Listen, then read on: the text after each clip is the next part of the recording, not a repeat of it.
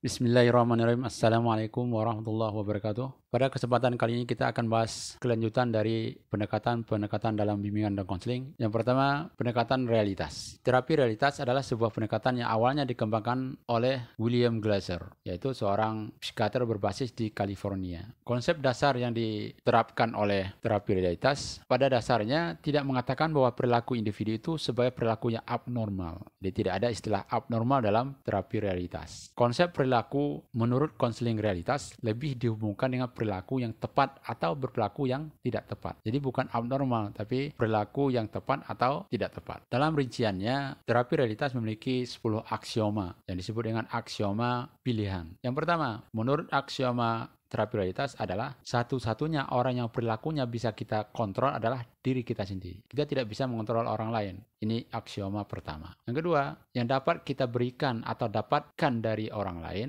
hanyalah informasi. Yang ketiga, semua masalah psikologis yang berkepanjangan adalah masalah hubungan. Yang keempat, hubungan yang bermasalah selalu merupakan bagian dari kehidupan kita saat ini. Masalah itu sebenarnya adalah masalah hubungan, dan masalah hubungan ini merupakan realitas dalam kehidupan kita. Yang kelima, menengok kembali pada masa lalu yang menyakitkan sama sekali tidak memberikan kontribusi pada apa yang kita lakukan sekarang. Yang keenam, kita digerakkan oleh 5 kebutuhan genetik. Jadi manusia itu punya 5 kebutuhan menurut teori realitas. Yang pertama, kelangsungan hidup. Kita butuh untuk tetap hidup. Yang kedua, cinta atau rasa memiliki. Yang ketiga, kekuasaan. Kekuasaan dalam arti luas. Yang keempat, kebebasan. Yang kelima, kesenangan. Jadi ada 5 kebutuhan yang selalu melekat pada manusia. Kita dapat memenuhi kebutuhan-kebutuhan ini hanya dengan memenuhi gambaran di dunia kualitas kita. Kualitas kita itulah yang menentukan terpenuhi atau tidak terpenuhinya kebutuhan tersebut. Jadi semua perilaku adalah perilaku total dan terdiri atas 4 komponen yang tidak terpisahkan.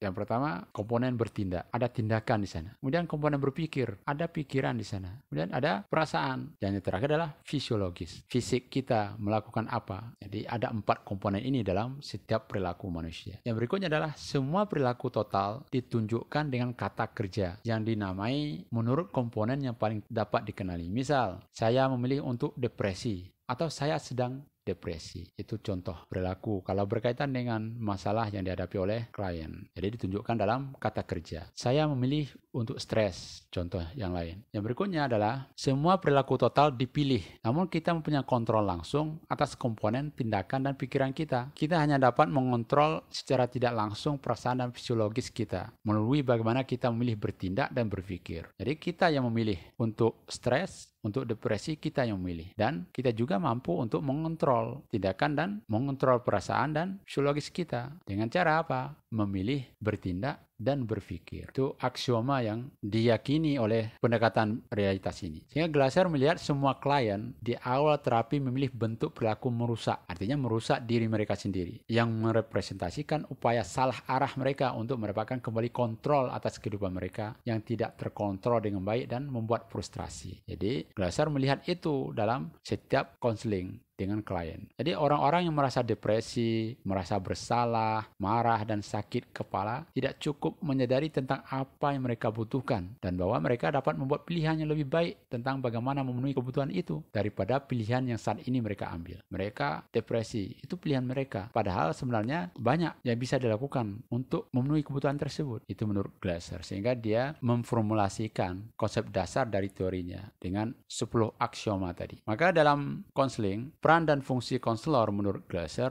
adalah harus aktif membimbing, mendidik, dan terapi ini yang berorientasi pada kognitif behavioral. Jadi konselor dapat memberikan dorongan dengan jalan memuji konseling ketika melakukan tindakan secara bertanggung jawab dan menunjukkan penolakan jika tidak melakukannya. Jadi metode kontrak selalu digunakan dan jika kontrak terpenuhi maka proses konseling dapat mendorong atau menantang. Jadi pertanyaan what, how itulah yang digunakan, sedangkan why tidak digunakan dalam konseling realitas. Hal ini sangat penting untuk membuat rencana terus sehingga konseling dapat memperbaiki perilakunya. Itu peran konselor di sana. Jadi tujuan dari pendekatan realitas dalam konseling yang pertama adalah berusaha menyampaikan kerangka kerja teori pilihan kepada klien untuk memahami perilakunya. Yang kedua, meningkatkan kesadaran klien tentang perilaku memilihnya dan bagaimana klien mencoba mengontrol dunianya melalui perilaku itu. Yang ketiga, meningkatkan tanggung jawab untuk membuat pilihan-pilihan yang bekerja bagi klien. Yang keempat,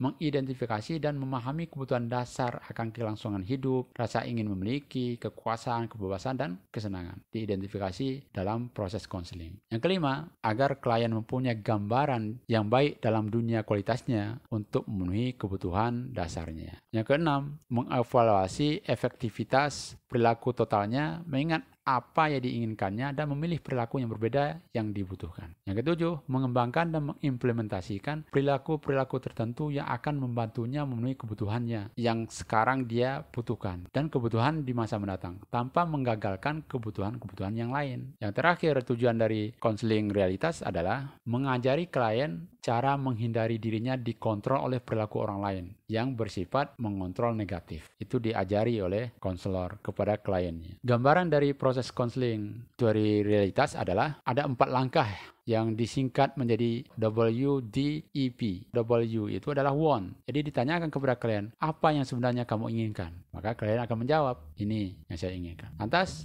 D, doing. Ditanyakan kepada klien apa yang sedang dilakukan untuk mencapai apa yang diinginkan tadi. Klien menginginkan sesuatu. Lantas apa yang telah dia lakukan, dia upayakan untuk memperoleh keinginan tersebut. Maka baru E atau E, evaluation. Dievaluasi. Mari kita evaluasi dari keinginan kamu tadi, kemudian perilaku kamu, tercapai apa tidak? Oh, belum tercapai. Maka munculnya masalah. Karena belum tercapainya kebutuhan tadi. Sehingga klien menjadi depresi atau frustrasi. Kan langkah yang berikutnya adalah perintahkan kepada klien untuk membuat rencana untuk memenuhi kebutuhan-kebutuhannya dengan lebih efektif. Oh, kayaknya kemarin tidak pas. Maka diminta kepada klien untuk membuat rencana yang lebih efektif untuk mencapai kebutuhan tersebut. Itu gambaran proses terapi yang dilakukan oleh terapis realitas. Prosesnya seperti itu. Maka teknik yang digunakan dalam terapi realitas adalah pertama, shaping. Ini maknanya adalah metode mengajarkan tingkah laku dengan terus-menerus melakukan aproksimasi atau perkiraan dan membuat rantai hubungan. Di shaping, di shape kira-kira perilaku ini berkaitan dengan apa, berhubungan dengan apa, kira-kira bisa mencapai kebutuhan apa tidak. Itu yang pertama, shaping. Yang kedua, metafor, yaitu konselor menggunakan teknik seperti senyuman,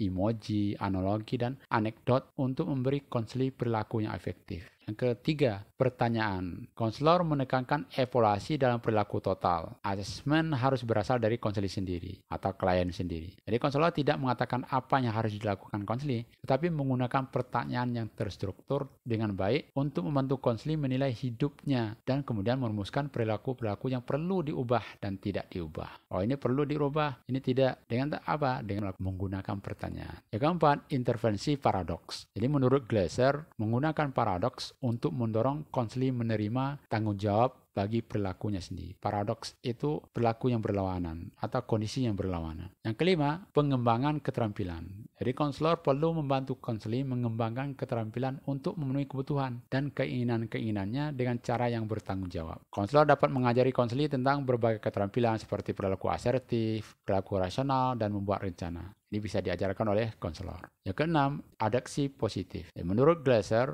merupakan teknik yang digunakan untuk menurunkan berbagai bentuk perilaku negatif dengan cara memberikan kesiapan atau kekuatan mental, kreativitas, energi, dan keyakinan kepada klien. Contohnya mendorong olahraga yang teratur, menulis jurnal, mungkin sholat 4 waktu, dan seterusnya. Yang terakhir dari teknik yang digunakan adalah menggunakan kata kerja. Tadi sudah kita singgung. Jadi dimaksudkan untuk membantu konseling agar mampu mengendalikan hidup mereka sendiri dan membuat pilihan perilaku total yang positif. Daripada mendeskripsikan konseling dengan kata-kata marah, depresi, fobia, atau cemas, konselor perlu menggunakan kata memarahi. Misalnya, mendepresikan, memfobiakan apa? Bukan depresi tok, tapi dengan kata kerja. Cemas dengan kata kerja mencemaskan apa? Ini penting dalam teori realitas. Dengan menggunakan kata kerja akan mampu klien itu mengontrol diri mereka sendiri. Ini yang pertama pada kesempatan kali ini. Yang kedua, teori yang akan kita bahas pada hari ini adalah teori Gestalt. Teori Gestalt dikembangkan oleh Frederick Perls. Ini merupakan teori eksistensial yang berpijak pada premis bahwa individu harus menemukan jalan hidupnya sendiri dan menerima tanggung jawab pribadi jika mereka berharap mencapai kemantangan. Ini konsep dasarnya. Asumsi dasar teori Gestalt adalah bahwa individu mampu menangani sendiri masalah-masalah hidup dengan efektif. Kemudian tugas utama terapis atau konselor adalah membantu klien agar mengalami sepenuhnya keberadaannya di sini dan sekarang, dengan menyadarkan atas tindakannya mencegah diri sendiri merasakan dan mengalami saat sekarang. Oleh karena itu, terapi Gestalt pada dasarnya non-interpretatif dan sedapatnya klien menyelenggarakan terapi sendiri. Klien membuat penafsiran-penafsiran sendiri dan menemukan makna-maknanya sendiri. Jadi akhirnya klien didorong untuk langsung mengalami perjuangannya sendiri di sini dan sekarang terhadap urusan yang tak selesai di masa lalunya. Jadi dengan mengalami konflik-konflik, meskipun hanya membicarakannya, klien lambat laun bisa memperluas kesadarannya. Ini konsep dasar dari teori Gestalt. Ada beberapa konsep-konsep dalam teori ini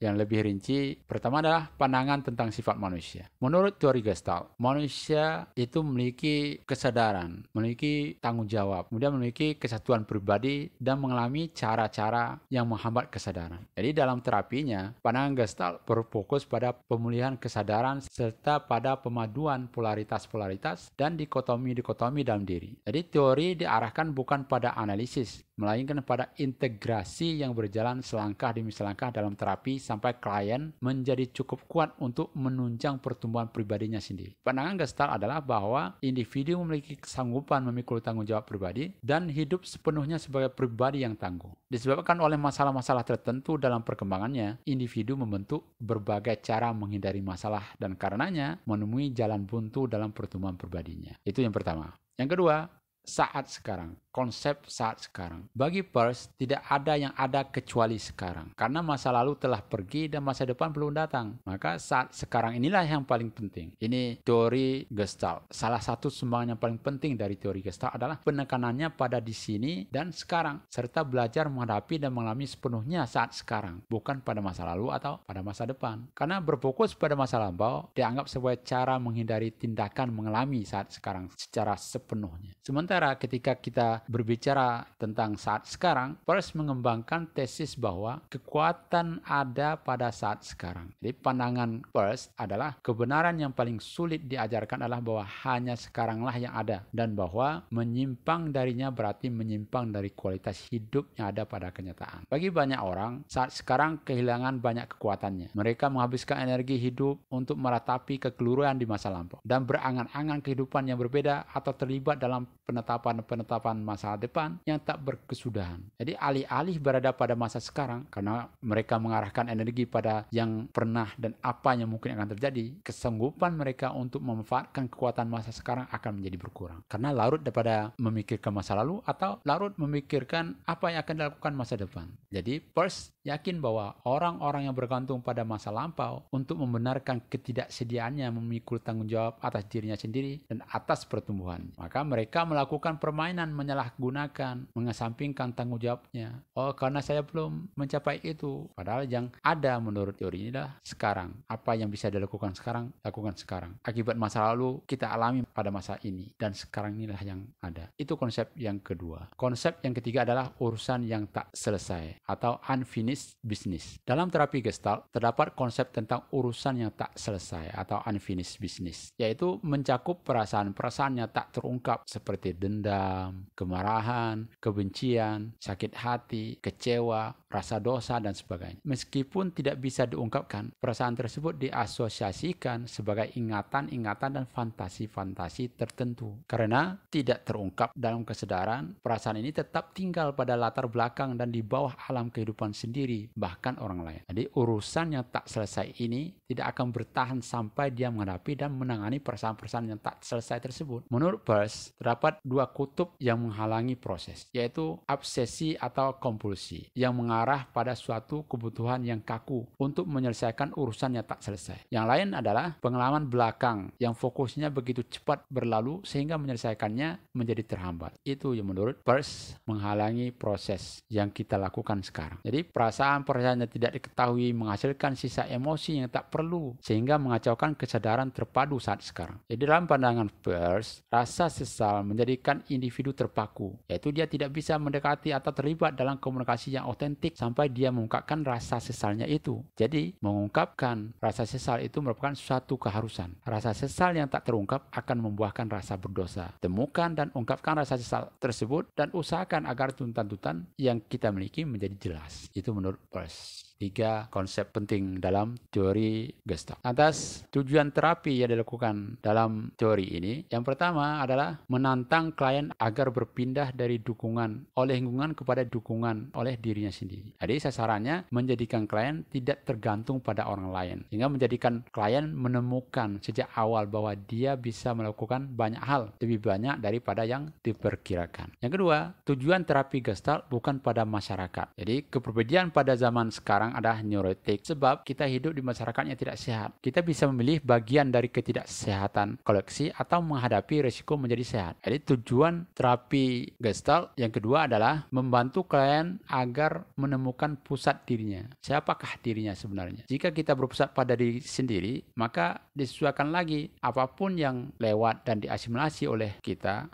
bisa memahaminya dan kita mampu berhubungan dengannya. Kemudian tujuan utama dari terapi Gestalt adalah pencapaian kesadaran. Kesadaran pada diri sendiri dipandang merupakan aspek kuratif dalam konseling. Tanpa kesadaran, klien tidak memiliki alat untuk merubah kepribadiannya. Dengan kesadaran, klien memiliki kesanggupan untuk menghadapi dan menerima bagian-bagian yang diingkarinya, serta untuk berhubungan dengan pengalaman subjektif dan dengan kenyataan yang ada. Itu tujuan dari terapi Gestalt. Kemudian, fungsi dan peran terapis atau konselor dalam proses konseling pada pendekatan ini, terapis Gestalt memfokuskan pada perasaan-perasaan klien, kesadaran atas saat sekarang, perasaan-perasaan tubuh, dan penghambatan kesadaran. Jadi, bagaimana konselor mengajar kepada klien mengosongkan pikiran dan mencapai kesadaran. Jadi, tugas terapis adalah menantang klien. Dengan cara ini, klien belajar menggunakan kesadaran secara penuh. Di terapi Gestalt menggunakan mata dan telinga terapis untuk menyangga saat sekarang. Di terapi menghindari intelektual abstrak, diagnosis, penafsiran, dan ucapan yang berbeda. Yang penting adalah mencapai agar klien membangkitkan proses-proses perkembangan sendiri serta menjadi lebih fokus pada pengubahan kesadarannya dari waktu ke waktu. Maka terapi dan klien bisa berbagi persepsi dan pengalaman-pengalaman saat sekarang ketika dia menghadapi klien di sini dan sekarang. Di samping itu, terapis atau konselor bisa memberikan umpan balik terutama dengan apa yang dilakukan oleh klien melalui tubuhnya. Umpan balik memberikan alat pada klien untuk mengembangkan kesadaran atas apa yang sungguhnya mereka lakukan. Maka teknik yang dilakukan dalam teori Gestalt adalah pertama, permainan dialog. Jadi tujuan dari teori Gestalt adalah mengusahakan fungsi yang terpadu dan penerimaan atas aspek-aspek kepribadian yang dicoba, dibuang atau diingkari. Maka terapi Gestalt menaruh perhatian yang besar pada pemisahan dalam fungsi kepribadian. Yang terbesar adalah pemisahan antara top dog dan underdog, yang sering difokuskan pada pertentangan antara top dog dan underdog. Jadi top dog itu adil, otoriter, moralitas, menuntut, berlaku sebagai majikan, dan manipulatif. Itu top dog. Permainan dialog ini dilakukan dengan teknik kursi kosong. Di mana cara untuk mengajak klien agar mengeksternalisasi introyeksi. Dalam teknik ini, 2 kursi diletakkan di tengah ruangan. Terapis meminta pada klien untuk duduk di kursi yang satu dan memainkan peran sebagai top dog dan pindah ke kursi lain yang berperan sebagai underdog. Jadi, dialog bisa dilangsungkan di antara 2 sisi klien. Jadi, ada 2 kursi. Kursi yang satu itu perannya sebagai top dog dan kursi yang satu sebagai underdog. Ketika dia berperan sebagai top dog, bagaimana ekspresi yang dilakukan oleh klien itu? Dikeluarkan apa perasaannya. Misalnya dia punya masalah dengan orang tuanya. Orang tuanya dianggap top dog. Maka ketika permasalahan itu dengan orang tua, kursi yang satu sebagai top dog dan kursi yang underdog itu sebagai dia, maka dia memerankan sebagai orang tua ketika di kursi top dog. Bagaimana orang tua menyikapi? Dia ungkapkan skenario-nya, apa yang terjadi sebenarnya ketika dia menyampaikan sesuatu pada orang tua dan orang tua tidak menyetujuinya misalnya. Apa yang dikatakan oleh orang tua? Maka dia ekspresikan. Dan ketika dia underdog, dia juga mengekspresikan. Yang berikutnya, namanya teknik berkeliling. Ini dilakukan dalam suasana konseling kelompok, di mana si klien diminta untuk berkeliling ke anggota-anggota kelompok atau melakukan sesuatu dengan setiap anggota kelompok. Jadi maksud dari teknik ini adalah untuk menghadapi atau memberanikan dan menyingkapkan diri. Juga bereksperimen dengan tingkah laku yang baru, sudah tumbuh dan berubah. Jadi ada perilaku baru yang diinginkan tumbuh di sana ketika dia berkeliling ke anggota-anggota kelompok. Yang berikutnya adalah bermain proyeksi. Maknanya adalah dinamika proyeksi terdiri atas seseorang melihat pada orang lain hal-hal yang justru dia tidak mau melihatnya dan menerimanya pada dirinya sendiri. Orang bisa menguras banyak energi untuk mengingkari perasaan-perasaannya sendiri dan untuk mengalihkan motif-motif dirinya pada orang lain. Jadi seringkali, terutama pada setting kelompok, pernyataan-pernyataan seseorang tentang orang lain sebenarnya adalah proyeksi dari atribut-atribut yang dia miliki. Sebenarnya dia yang punya, tapi dia proyeksi kepada orang lain. Yang keempat, teknik pembalikan. Jadi pada klien, sering gejala-gejala dan tingkah laku tertentu sering mempresentasikan pembalikan impuls-impuls yang mendasar atau yang laten. Jadi terapis bisa meminta klien yang mengaku menderita rasa malu yang berlebihan mungkin agar memainkan peran tersebut. Jadi teknik ini sebenarnya klien itu pemalu, maka dibalikkan sebagai pemalu berbalik menjadi orang yang berani. Itu teknik pembalikan. Contohnya seperti itu. Kemudian permainan ulangan. Jadi banyak pemikiran kita menurut Peirce yang merupakan pengulangan. Dalam fantasi kita mengulang-ulang peran yang diharapkan masyarakat untuk kita mainkan. Ketika tiba menampilkannya, kita mengalami demam panggung atau kecemasan, yaitu kita takut tidak mampu memainkan peran kita itu dengan baik. Jadi pengulangan internal menghabiskan energi serta seringkali menghambat spontanitas dan kesediaan kita untuk bereksperimen dengan tingkah laku baru. Maka ini perlu dilakukan permainan. Itu teknik yang kelima. Yang keenam, permainan melebih-lebihkan. Permainan ini berhubungan dengan konsep peningkatan kesadaran atau tanda-tanda atau isyarat halus yang dikirimkan seseorang melalui bahasa tubuh. Gerakan-gerakan, sikap-sikap badan, dan mimik muka bisa mengkomunikasikan makna-makna yang penting. Begitu pula dengan isyarat-isyarat yang tidak lengkap. Jadi klien diminta untuk melebih-lebihkan gerakan atau mimik muka secara berulang-ulang yang biasanya mengintensifkan perasaan yang terpaut pada tingkah laku dan membuat makna bagian dalam menjadi lebih jelas. Sedih, mungkin sedikit ekspresi wajahnya. Ini dilebih-lebihkan dengan mungkin menangis, meraung-raung, dan seterusnya. Ini permainan melebih-lebihkan. Yang ketujuh, tetap dengan perasaan. Teknik ini bisa digunakan pada saat klien menunjuk pada perasaan atau suasana hati yang tidak menyenangkan. Jadi terapis mendesak klien untuk tetap dengan atau menahan perasaan yang dia ingin menghindarinya. Dia ingin menghindari itu, tapi dia diminta oleh konselor untuk tetap pada perasaan itu. Teknik-teknik ini berdasarkan pada konsep dasar dari teori Gestalt itu sendiri, sehingga memunculkan teknik-teknik tersendiri dari pendekatan ini. Pendekatan yang berikutnya adalah analisis transaksional. Analisis transaksional adalah psikoterapi transaksional yang dapat digunakan dalam terapi individu, tapi lebih cocok untuk digunakan dalam terapi kelompok. Analisis transaksional berbeda dengan sebagian besar terapi lain karena merupakan suatu terapi kontraktual dan decisional. Jadi, analisis transaksional melibatkan suatu kontrak yang dibuat oleh klien yang dengan jelas menyatakan tujuan-tujuan dan arah proses terapi. Terapi analisis transaksional juga berfokus pada keputusan-keputusan awal yang dibuat oleh klien dan menekankan kemampuan klien untuk membuat keputusan-keputusan baru. Jadi, analisis transaksional menekankan aspek-aspek kognitif, rasional behavioral, dan berorientasi kepada peningkatan kesadaran, sehingga klien akan mampu membuat keputusan-keputusan baru dan mengubah cara hidupnya. Pendekatan ini dikembangkan oleh Eric Berne. Konsep utama dari teori ini dalam memandang manusia,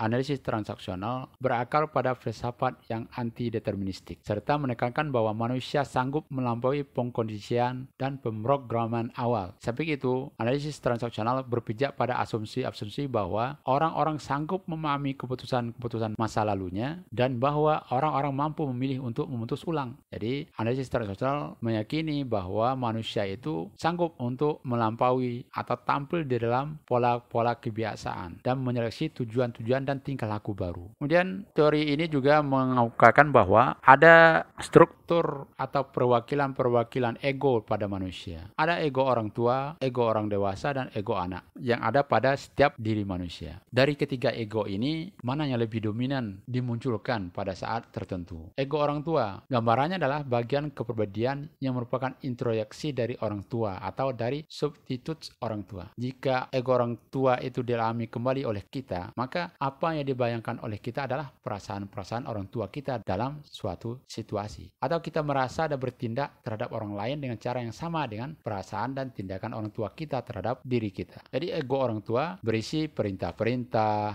harus, semestinya. Orang tua juga dalam diri kita bisa orang tua pemelihara atau orang tua pengkritik. Itu dua jenis ego orang tua. Bisa pemelihara atau bisa pengkritik. Itu ego pertama. Ego yang kedua adalah ego orang dewasa. Ego orang dewasa adalah pengolah data dan informasi yang merupakan bagian objektif dari kepribadian. Juga menjadi bagian dari kepribadian yang mengetahui apa yang sedang terjadi. Ia tidak emosional dan tidak menghakimi, tetapi menangani fakta-fakta dan kenyataan eksternal. Berdasarkan informasi yang tersedia, ego orang dewasa menghasilkan pemecahan yang paling baik bagi masalah tertentu. Itu ego dewasa. Ego anak-anak berisi perasaan-perasaan, dorongan-dorongan, dan tindakan-tindakan spontan. Anak yang ada dalam diri kita bisa berupa anak alamiah, profesor cilik, atau berupa anak yang disesuaikan. Anak yang alamiah digambarkan adalah anak yang impulsif, tak terlatih, spontan, dan ekspresif. Sementara profesor cilik adalah kearifan yang asli dari seorang anak. Ia manipulatif dan kreatif. Ia adalah bagian dari ego anak yang intuitif, bagian yang bermain di atas firasat-firasat. Sementara anak yang disesuaikan menunjukkan suatu modifikasi dari anak alamiah. Jadi modifikasi dihasilkan oleh pengalaman-pengalaman traumatik, tuntutan-tuntutan, latihan, dan ketepatan-ketepatan tentang bagaimana caranya memperoleh belayan, kasih sayang. Jadi ada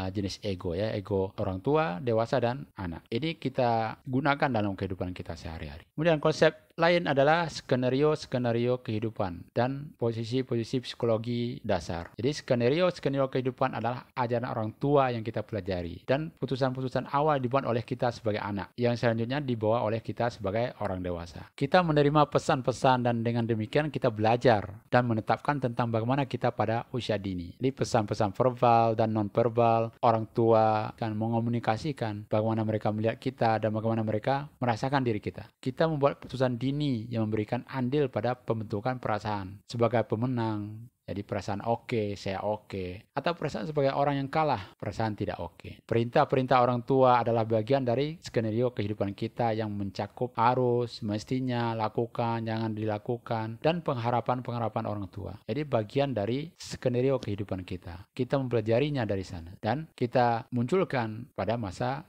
berikutnya. Jadi dalam kehidupan dewasa, banyak tingkah laku kita yang tumbuh dari bagaimana kita diskenariokan dan dari hasil putusan-putusan dini yang kita buat pada saat masa kecil kita. Konsep yang berikutnya adalah kebutuhan manusia akan belayan. Jadi orang-orang ingin dibelai. Anak-anak ingin dibelai, baik secara fisik maupun secara emosional. Manusia juga, menurut teori ini, juga hewan membutuhkan belayan. Jika kebutuhan akan belayan itu tidak terpenuhi, cukup bukti untuk menunjukkan bahwa mereka tidak berkembang secara sehat, baik emosional maupun fisik. Maka oleh karena itu, analisis transaksional memberikan perhatian pada bagaimana orang-orang menyusun waktunya dalam usaha memperoleh belayan. Jadi putusan-putusan yang dibuat oleh seorang menentukan macam belayan apa yang ingin diperolehnya. Menurut teori ini, belayan itu bisa positif, bisa pula negatif. Dan macam-macam belayan dini yang diterima oleh seorang akan menentukan bagaimana orang itu bertingkah laku. Jadi menurut analisis transaksional, kita seharusnya memahami bagaimana kita memperoleh belayan. Belajar untuk memperoleh belayan yang kita inginkan. Dan bertanggung jawab atas ganjaran-ganjaran atau hukuman-hukuman. Belayan yang positif adalah esensial bagi perkembangan pribadi yang sehat secara psikologis dengan perasaan oke. Jika belayan yang kita terima itu otentik dan bersumber pada posisi saya oke, kamu oke, kita akan terpelihara dengan baik. Jadi perlakuan orang tua kita terhadap kita, apakah mendudukkan posisi kita sebagai anak yang oke, yang diterima atau yang tidak diterima, itu akan mempengaruhi pada perilaku kita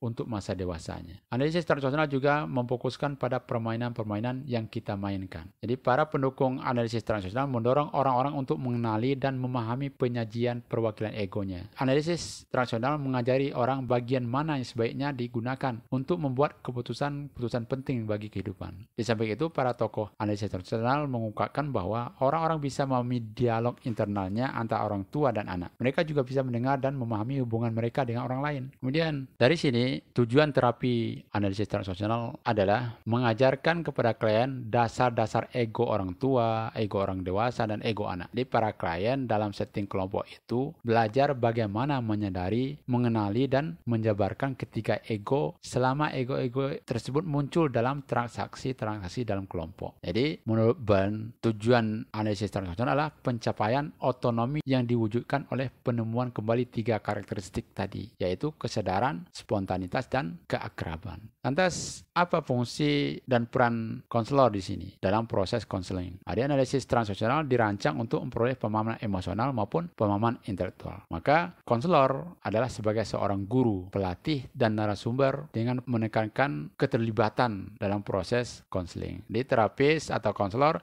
membantu klien dalam menemukan kondisi-kondisi masa lampau yang merugikan, yang menyebabkan klien membuat putusan-putusan dini tertentu, mencari rencana-rencana hidup, dan mengembangkan strategi-strategi yang telah digunakannya dalam menghadapi orang lain yang sekarang barangkali ingin dipertimbangkan. Jadi terapis membantu klien memperoleh kesadaran yang lebih realistis dan mencari alternatif guna menjalankan kehidupan yang lebih otonom. Teknik yang digunakan dalam terapi analisis transaksional adalah penerapan pada kelompok. Dalam melakukan konseling dilakukan juga analisis struktural. Ketika klien melakukan konseling, maka ketika itu pula dilakukan analisis struktural egonya klien. Apakah yang digunakan itu adalah ego orang tua, ego dewasa, atau ego anak, sehingga terjadi konflik atau terjadi masalah pada dirinya. Mungkin salah meletakkan atau menerapkan ego. Harusnya diterapkan adalah ego orang tua, tapi pada saat yang sama yang dilakukan adalah ego dewasa misalnya. Itu teknik yang pertama. Kemudian teknik metode didaktif. Ini digunakan karena analisis transaksional menekankan domain kognitif. Jadi didaktif berkaitan dengan mengajar. Konselor mengajarkan pada anak atau pada klien tentang apa yang mau diajarkan dalam kaitannya dengan masalah yang dialami oleh klien. Jadi para anggota kelompok diharapkan sepenuhnya mengenal analisis struktural dengan menguasai landasan-landasan perwakilan-perwakilan ego. Jadi ada buku-buku yang sering dianjurkan oleh konselor dalam pendekatan ini kepada klien untuk dibaca sehingga mereka bisa mengenal penstrukturan ego tadi. Yang ketiga, kursi kosong. Jadi suatu prosedur yang berkaitan dengan analisis struktural ego tadi. Bagaimana kursi kosong itu dijalankan? Umpamanya, seorang klien mengalami kesulitan dalam menghadapi bosnya. Jadi bos itu diibaratkan sebagai ego orang tua. Jadi klien diminta untuk membayangkan bahwa seorang itu tengah duduk di sebuah kursi di hadapannya dan mengajaknya berdialog. Ini maksudnya kursi kosong. Dia bermasalah dengan siapa? Maka kursi ini diibaratkan sebagai orang yang dia punya masalah dengan dia. Maka dia berdialog dengan kursi kosong. Jadi teknik kursi kosong ini bisa digunakan oleh orang-orang yang mengalami konflik internal yang hebat guna memperoleh fokus yang lebih tajam dan pegangan yang konkret bagi upaya pemecahan masalahnya. Teknik berikutnya adalah permainan peran. Dalam prosedur-prosedur analisis transaksional juga bisa digabungkan dengan teknik-teknik psikodrama dan permainan peran. Jadi dalam terapi kelompok, situasi-situasi permainan peran bisa melibatkan para anggota yang lain. Dilakukan berkaitan dengan masalah yang dia alami. Kemudian teknik yang berikutnya adalah, atau teknik terakhir dari teori analisis transaksional adalah analisis upacara, hiburan, dan permainan. Jadi analisis transaksi mencakup pengenalan terhadap upacara-upacara atau ritual-ritual yang klien lakukan selama kehidupan dia. Jadi penyusunan waktu adalah bahan yang penting bagi diskusi dan pemeriksaan karena ia merefleksikan putusan-putusan tentang bagaimana menjalankan transaksi dengan orang lain dan memperoleh belaya. Jadi dianalisis apa yang dilakukan oleh klien. Nanti dianalisis berkaitan dengan kehidupan dia dan masalah yang dia hadapi sekarang. Mungkin itu yang bisa saya sampaikan pada kesempatan kali ini berkaitan dengan pendekatan dalam bimbingan dan konseling. Terima kasih, mohon maaf. Assalamualaikum warahmatullahi wabarakatuh.